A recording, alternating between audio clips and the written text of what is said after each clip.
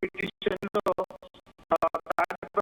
కేతిరెడ్డి పెద్దారెడ్డికి అనుకూలంగా వస్తే తాడిపత్రికి వెళ్లేందుకు అనుకూలంగా తగిన ఆర్డర్స్ వస్తే ఒకవేళ ఈరోజు శివుడి విగ్రహావిష్కరణ అని చెప్పేసి జేసీ ప్రభాకర్ రెడ్డి వకీలు కూడా భారీగా ప్రోగ్రాం పెట్టుకున్నారు. జేసీ ప్రభాకర్ రెడ్డి అనుచరులు కార్యకర్తలందరూ కూడా చాలా మంది తాడిపత్రిలో మోహరించి ఉన్నారు. ఈ నేపథ్యంలో ఇరు వర్గాల మధ్య భారీగా అల్లర్లు చెలరేగుతాయనే నేపథ్యంలో 500 మందికి పైగా పోలీసులను తాడిపత్రిలో కూడా మోహరించడం కూడా జరిగింది.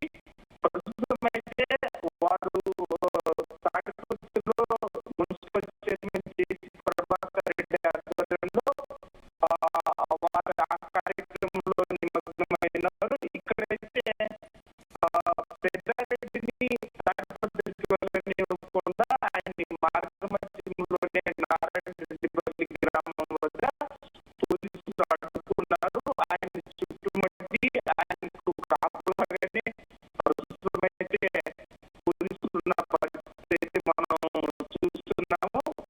ఇక్కడైతే నేనైతే సుప్రీంకోర్టు నుంచి లంచ్ మోషన్ పిటిషన్ ఏదైతే ఆర్డర్ వస్తుందో ఆ ఆర్డర్ వచ్చేంత వరకు కూడా వేచి చూస్తారని పెద్దారెడ్డి ఇక్కడే ప్రస్తుతం నారాయణరెడ్డిపల్లి గ్రామం వద్ద మార్గమధ్యంలో వేచి ఉన్నారు.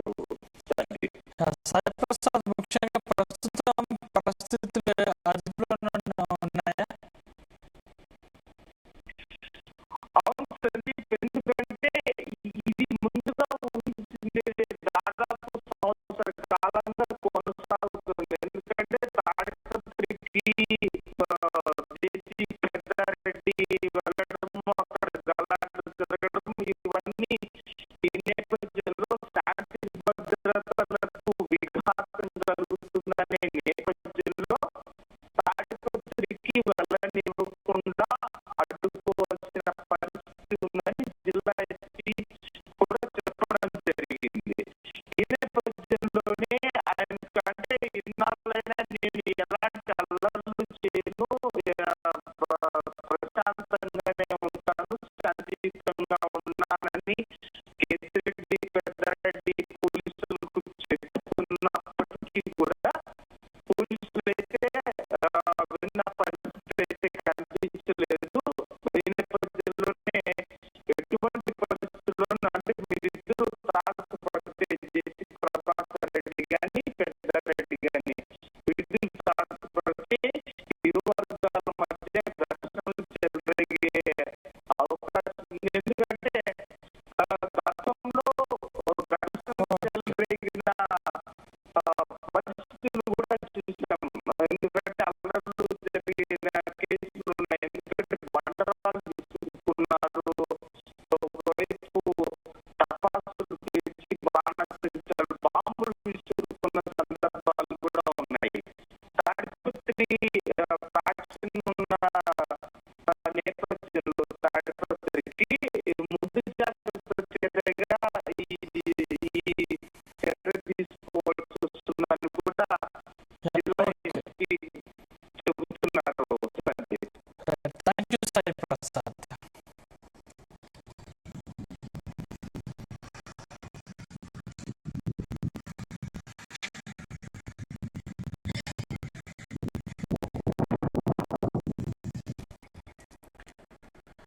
రామంతపూర్లో విద్యుత్ శాఖ సీఎండీకి నిరసన శాఖ తగిలింది. విద్యుత్ శాఖ నిర్లక్ష్యంతోనే 6 ప్రాణాలు పోయాయని స్థానికులు ఆగ్రహం వ్యక్తం చేశారు.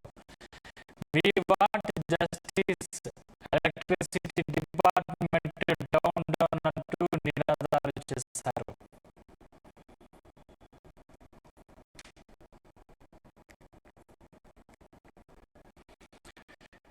నిర్లక్ష్యంగా వ్యవహరించిన అధికారులపై తగిన చర్యలు తీసుకుంటామని సీఎండీ ముషర్రఫ్ హామీనిచ్చారు.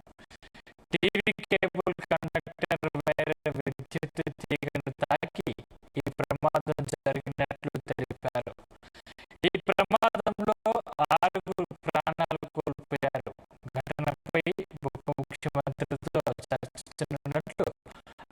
తెలిపారు. బాధితుల కుటుంబాలకు ప్రభుత్వం నుంచి తగిన సహాయం అందేలా చూస్తామని తెలిపారు.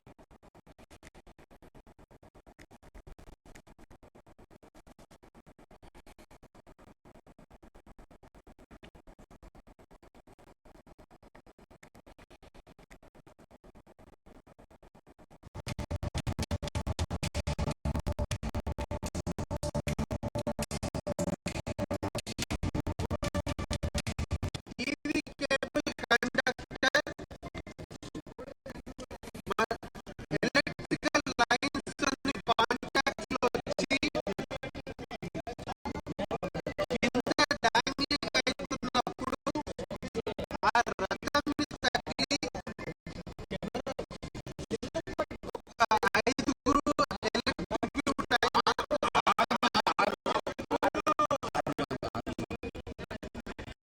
అదే విధంగా ఇద్దరు క్రిటికల్ గా ఇంజర్ అయ్యారు. వాళ్ళ దాంట్లో కూడా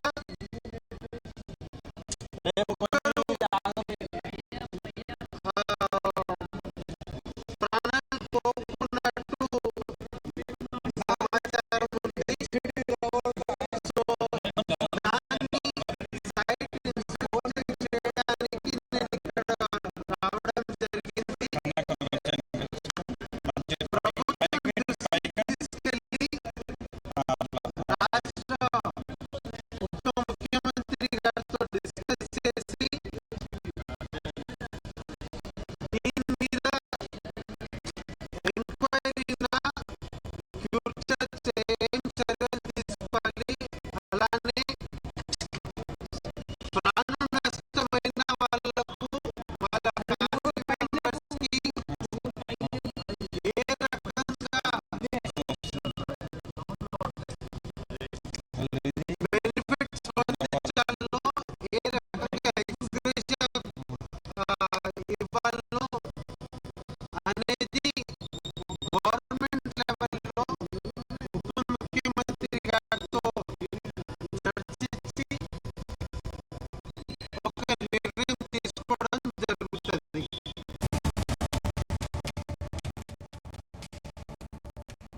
రైట్. ఇదే అంశానికి సంబంధించిన మరిన్ని పూర్తి డీటెయిల్స్ మా క్రైమ్ బ్యూరో చీఫ్ రవితేజ అందిస్తారు. రవితేజ.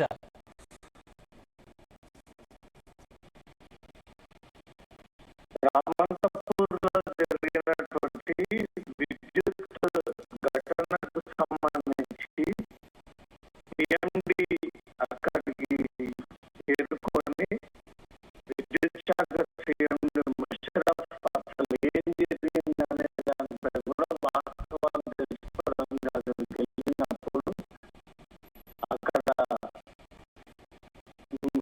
చనిపోయినటువంటి మృతుల కుటుంబాన్ని అడ్డుకునేటువంటి ప్రయత్నం చేశారు. ఇది విద్యుత్ అధికారుల నిర్లక్ష్యం కారణంగానే ఇంత పెద్ద ప్రభావం సంభవించింది. అధికారులు అప్రమత్తంగా ఉండి ఉంటే ఈరోజు 6 ప్రాణాలు దక్కి ఉండేవి. ఇది కేవలం విద్యుత్ అధికారుల నిర్లక్ష్యం అంటూ ముషరఫ్ని